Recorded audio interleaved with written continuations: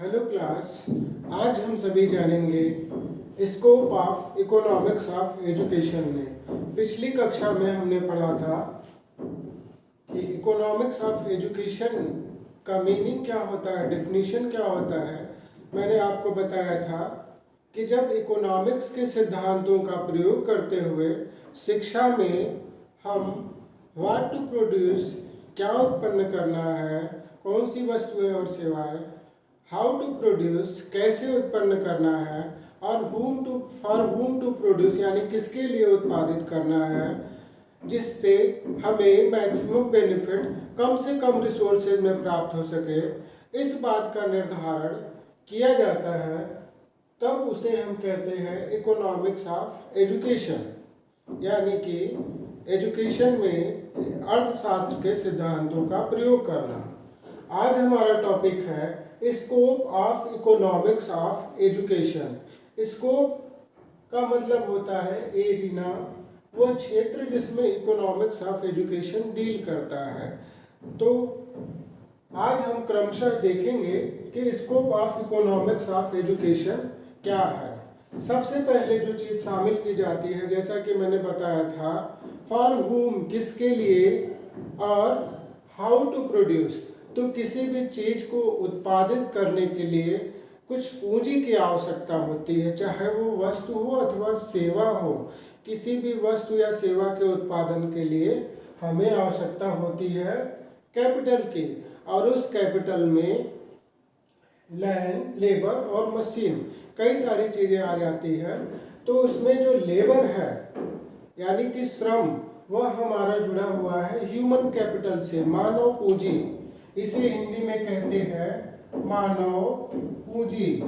यह पूंजी कैसे होती है? पूंजी के माध्यम से ही हम इसका उपयोग करके किसी वस्तु का उत्पादन कर पाते हैं।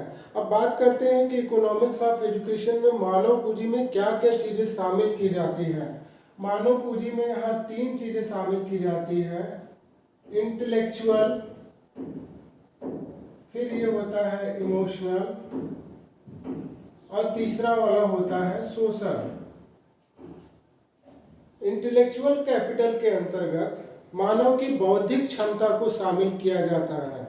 बौद्धिक क्षमता से तात्पर्य है वो याद कर सकता है, तर्क कर सकता है, उसके पास बुद्धि है, बुद्धि से रिलेटेड जो भी काम वो कर लेता है, चतुराई कर लेता है, तो वो सब उसकी इंटेलेक्चुअल ह्यूमन कैपिटल है, बौद्धिक मानव पूंजी कहलाती है। फिर हम बात करते हैं कि मानव के पास इमोशनल कैपिटल भी होता है। इमोशनल कैपिटल से तात्पर्य यहाँ पर यह है कि आपने एक रोबोट को काम पर लगाया है, जैसे ही उसकी बैटरी फिनिश हुई वो काम बंद कर देगा। 6 घंटे के लिए आपने उसको वो किया है, एग्जीक्यूट किया है, वो 6 घंटे के बाद 1 सेकेंड जैसे ही होगा वो अपना काम बंद कर चुका होगा। पर मानव के पास इमोशनल एक्सटेंट है, इमोशनल मात्रा है, इमोशनल कैपेसिटी है। वह जहाँ कहीं भी काम करता है उससे सकारात्मक अथवा नकारात्मक रूप से, भावनात्मक रूप से जुड़ा होता है। तो ऐसे में एक संस्था जिसमें व्यक्ति भावनात्मक रूप से सकारात्मक पॉजिटिवली जुड़ा होता है, वो उसके लिए अपना बेस्ट एफर्ट देता है। तो इस प्रकार हम देखते हैं कि इमोशनल कैपिटल भी ह्यूमन कैपिटल का एक अंग है। फिर बात करते हैं सोशल कैपिटल की, कि सोशली जो वैल्यूज़ हैं वह सभी मानव के अंतर्गत पाई जाती हैं। जैसे कॉम्पिटेंसी है, चतुराई की भावना है, एक दूसरे से प्रतिस्पर्धा की भावना है। तो ये सारे जो गुण हैं, क्वालिटीज़ हैं, वो मनुष्य को एक पूंजी का रूप देते हैं। तो हम इसके अंतर्गत इकोनॉमिक्स ऑफ एजुकेशन के अंतर्गत ह्यूमन कैपिटल का अध्ययन करते हैं। फिर बात आती है एजुकेशन एज मेरिट गुड्स का। तो गुड्स 2 प्रकार की होती है, मेरिट, डीमेरिट्स गुड्स। अब मेरिट गुड का नेचर हम पहले से ही जान लेते हैं तो वो ज़्यादा बेटर होता है। मेरिट गुड्स क्या होती है? जैसे आपने बिस्किट खाया और बिस्किट स्वयं के लिए खाया, स्वयं आपको एनर्जी मिली, उससे और किसी को कोई लाभ नहीं हुआ, तो वो और मेरिट गुड क्या हुआ? मेरिट गुड आपने स्वयं तो यूज किया, पर इससे आपको इसके अलावा अन्य चीज़ों का भी लाभ मिला, तो वो अन्य लाभ भी मिले। आप शिक्षित हुए, परिवार को शिक्षित किया, सबको आगे लेके गए, विकास किया, पैसा कमाया, 10 लोगों के बीच आपका स्टेटस बनाया और अन्य को भी शिक्षित किया। आप क्रिमिनल्स को सुधारा या जो कुछ भी किया, तो पॉजिटिव इसके प्रभाव होते हैं। वहीं डीमेरिट गुड्स अल्कोहल है, आपको नुकसान करेगी, 10 लोग को और नुकसान करेगी। लीकर जैसे शराब। तो यहाँ पर education as a merit goods, हम इसका नेचर पढ़ते हैं।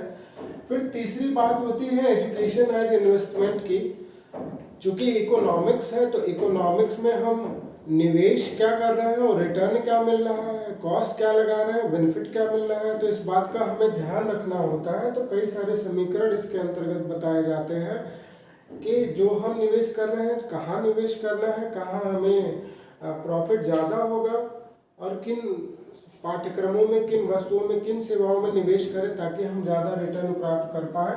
तो एजुकेशन एज एन इन्वेस्टमेंट भी है, क्योंकि इसमें हम कुछ समय के बाद एक रेट ऑफ रिटर्न से एक प्रॉफिट भी प्राप्त करते हैं। फिर उसी के लिए हम करते हैं एजुकेशनल प्लानिंग, शैक्षिक नियोजन। कहा जाता है कि प्लान किए बगैर कुछ भी संभव नहीं है। अगर आप बेटर प्लान करते हो तो आपको, जो मैंने कहा था, मैक्सिमम बेनिफिट लेना है, उसके लिए प्लानिंग आवश्यक हो जाता है। तो एजुकेशनल प्लानिंग में हम देखते हैं कि कैसे प्लान करते हैं। शैक्षिक नियोजन किस प्रकार किया जाता है, हिंदी में शैक्षिक नियोजन कहते हैं, किस प्रकार किया जाता है ताकि कम रिसोर्सेज में मैक्सिमम बेनिफिट आउटपुट मिल पाए। फिर इसके बाद बात करते हैं ह्यूमन रिसोर्स डेवलपमेंट की, यानी मानव संसाधन विकास की। तो अभी मैंने बताया कि किसी भी चीज़ का उत्पादन करने के लिए कई सारे रिसोर्स चाहिए होते हैं, संसाधन चाहिए होते हैं। अब उन संसाधनों में मनुष्य भी एक संसाधन है, परंतु क्या मनुष्य वास्तव में एक संसाधन जन्मजात होता है? ऐसा नहीं है। मनुष्य जन्मजात संसाधन नहीं होता है, उसे एजुकेशन के माध्यम से संसाधन में परिवर्तित किया जाता है। वह एक मानव रहता है, किसी काम के योग्य नहीं रहता, उसकी क्षमताएं डेवलप नहीं रहती, पर डेवलप कर की जाती है, उसे संसाधन के रूप में विकसित किया जाता है। तो इकोनॉमिक्स ऑफ एजुकेशन में हम देखते हैं कि मनुष्य को कैसे एक संसाधन का रूप दिया जाता है। फिर rate of return of education क्या है? तो rate of return of education में हम ये देखते हैं कि जो हमने निवेश किया है, जितना समय है, और फिर उस हिसाब से हम कितना प्रतिप्राप्ति, उसकी प्रतिलाभ प्राप्त कर पा रहे हैं। तो रेट ऑफ रिटर्न का भी हम स्टडी इकोनॉमिक्स ऑफ एजुकेशन में करते हैं। कॉस्ट बेनिफिट एनालिसिस हमारा नेक्स्ट है। लागत लाभ विश्लेषण, लागत क्या लगाया, लाभ क्या मिला, उसके लिए आगे निकालते हैं CBR, यानी कॉस्ट और बेनिफिट का रेशियो निकालते हैं। और भी कई समीकरण हैं जिसके माध्यम से लागत और लाभ का विश्लेषण पता किया जाता है कि ये विश्लेषण अच्छा है, हमारी लागत कम है और लाभ ज़्यादा मिल रहा है, तो वास्तव में हमें यहाँ निवेश करने लायक है, इन्वेस्ट करने लायक है, अन्यथा इन्वेस्ट करने लायक नहीं है। तो इकोनॉमिक्स ऑफ एजुकेशन है, तो इन बातों का अध्ययन, कास्ट बेनिफिट एनालिसिस का भी अध्ययन किया जाता है। फिर एजुकेशन और हमारी आर्थिक वृद्धि है। तो जैसा कि हम देखते हैं कि हमारे देश की जो आर्थिक वृद्धि होती है उसमें एजुकेशन का क्या रोल है, क्योंकि हर चीज़ जो है मानव से जुड़ी हुई है, मानव ही उत्पादन करता है, मानव ही उपभोग करता है, और कैसे करता है ये भी उसे बताया जाता है। तो ग्रोथ हमारे देश की कैसे हो, तो शिक्षा को उस रास्ते पर लेकर जाते हैं जिससे हमारे देश कैसे प्लान करें एजुकेशन को कि हमारी इकोनॉमिक ग्रोथ ज़्यादा है। तो उसका अध्ययन भी हम किस में करते हैं, इकोनॉमिक्स ऑफ एजुकेशन में करते हैं। फिर इक्वालिटी ऑफ इनकम, किसी के पास लाखों है, किसी के पास अरबों है, किसी के पास हजारों में है, तो इनइक्वालिटी कैसे है, असमानता कैसे है, उसमें शिक्षा का क्या रोल है, इस बात का भी अध्ययन हम एजुकेशन और आय की असमानता के अंतर्गत इकोनॉमिक्स ऑफ एजुकेशन में करते हैं। फिर बात करते हैं कंट्रीब्यूशन टू इकोनॉमी, अर्थव्यवस्था में एजुकेशन का रोल क्या है। एजुकेशन, जैसा कि आप जानते होंगे कि 3 सेक्टर होते हैं, प्राइमरी, सेकेंडरी और टर्शियरी सेक्टर। किसी भी अर्थव्यवस्था में 3 क्षेत्र होते हैं, प्राथमिक, द्वितीयक और तृतीयक। तो प्राथमिक में कृषि होता है, द्वितीयक में उद्योग और निर्माण होता है, और तृतीयक में सेवा क्षेत्र होता है। तो हमारे यहाँ आज़ादी के समय सबसे पहले प्राथमिक यानी कृषि क्षेत्र का योगदान, कृषि और संबद्ध क्षेत्रों का योगदान ज़्यादा होता था, 50% के आसपास होता था। परंतु धीरे धीरे जैसे जैसे एजुकेशन का सेक्टर बढ़ता गया, हेल्थ में, फाइनेंशियल सर्विसेज में, स्कूलिंग में, तो ये सब चीज़ें जो कि सर्विसेज सेक्टर के सेवा क्षेत्र के अंतर्गत आती है, जो सेवा प्रदाता है, ये सब क्षेत्र हमारा योगदान बढ़ने लगा।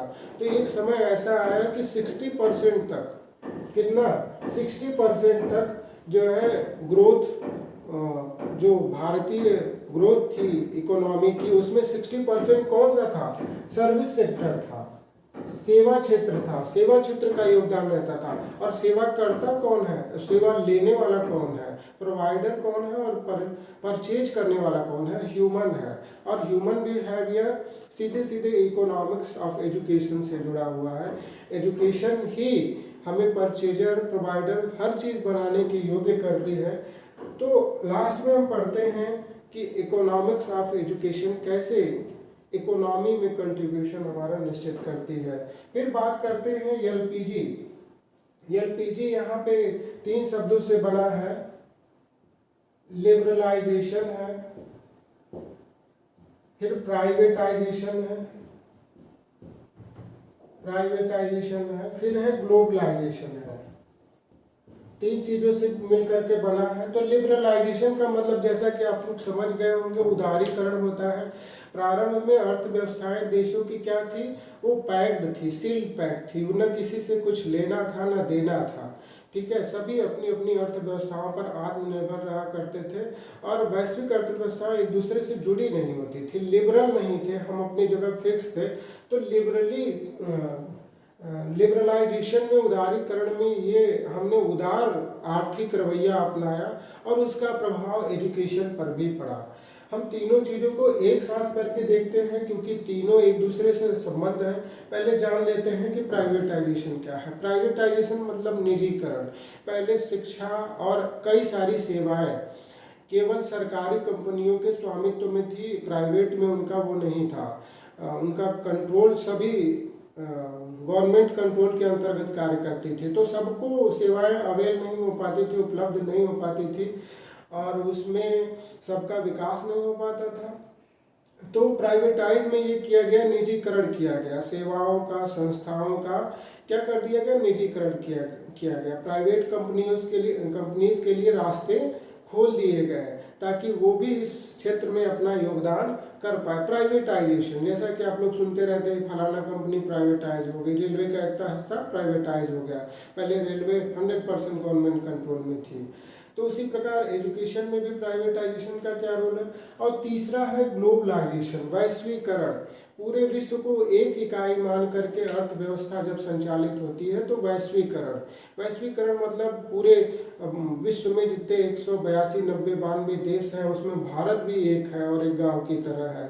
तो जब सभी इंटरकनेक्टेड हो गए तो अंतर्राष्ट्रीय संस्थाओं का, अंतर्राष्ट्रीय नियमों का भी प्रभाव पड़ता है। जैसे कि आपने देखा होगा यूनेस्को इत्यादि का शिक्षा में कितना हस्तक्षेप रहता है, या जब टीचर करिकुलम फ्रेमवर्क बनाते हैं तो भी अंतर्राष्ट्रीय संस्थाओं का कितना योग। जैसे लॉस की बात कर लें, नियमों की, तो अंतर्राष्ट्रीय नियमों को भी लॉस की बुक्स में पढ़ाया जाता है। तो जो हम ग्लोबलाइज हो जाते हैं, लिबरलाइज हो जाते हैं और प्राइवेटाइज हो जाते हैं, तो तीनों चीज़ों का शिक्षा पर क्या प्रभाव होता है और उनका भारतीय अर्थव्यवस्था में फिर क्या रोल रह जाता है। तो इन तीनों चीज़ों का, किसका? उदारीकरण का, निजीकरण का और वैश्वीकरण का, एजुकेशन से कैसे कनेक्टेड है, वो हम एलपीजी के अंतर्गत अध्ययन करते हैं, scope of economics of education में। लास्ट में बात करते हैं पॉवर्टी एंड एजुकेशन की। तो पॉवर्टी एंड एजुकेशन क्या है?